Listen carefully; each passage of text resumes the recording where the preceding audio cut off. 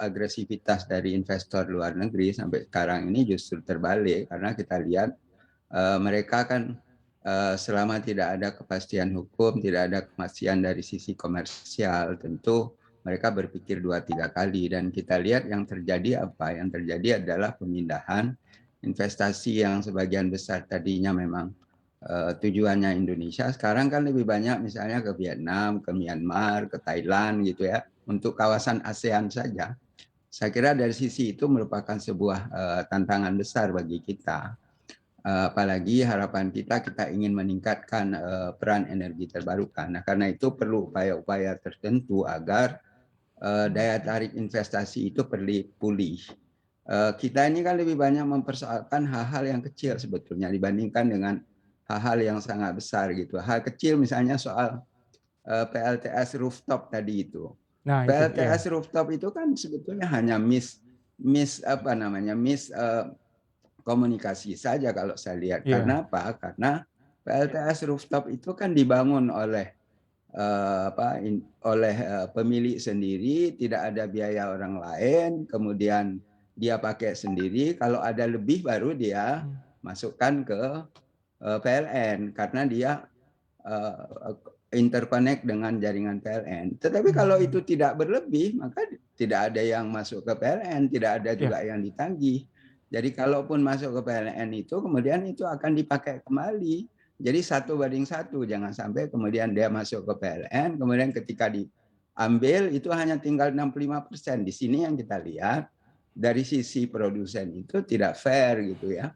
Di satu sisi mestinya memberikan insentif kepada energi terbarukan, tetapi justru memberikan disinsentif dengan hanya mengembalikan 65%. Walaupun dari sisi PLN mengatakan bahwa itu adalah biaya yang diperlukan untuk mereka. Nah, ini yang kemudian terjadi tarik-menarik yang luar biasa di media yang seolah-olah ini luar biasa katastrofik.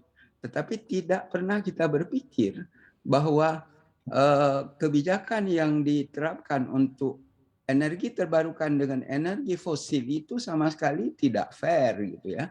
Kita lihat Pak Edi, saya kira Pak Edi hari-hari ini ketika harga batu bara $150 per ton itu kan ditetapkan oleh pemerintah kan cuma boleh maksimum 70. Artinya negara berpotensi kehilangan pendapatan itu $80 ya kan. Nah, sebetulnya itu kan subsidi yang secara tidak langsung yang diberikan kepada energi fosil. Akhirnya apa?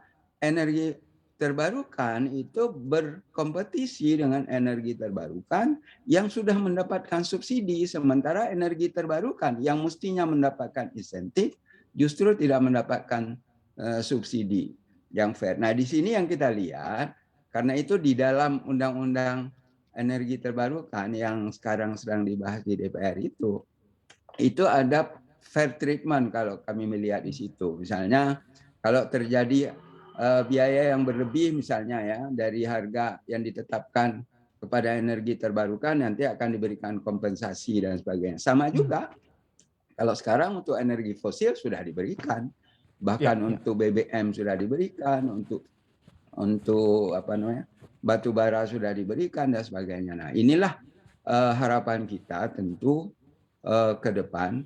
Satu, regulasinya harus betul-betul atraktif ya, betul-betul kita berpikir saja untuk kepentingan energi terbarukan. Mungkin Iya. saya berharap tentu DPR akan lebih fokus supaya bisa selesai pada tahun ini sehingga tahun depan itu kita sudah mulai berharap investasi sudah ada dan dalam 4 tahun ke depan atau 3 tahun ke depan sehingga kita akan bisa meningkatkan. Install aplikasi kami CNBC Indonesia di Google Play Store dan App Store untuk mengikuti perkembangan terkini berita bisnis dan ekonomi.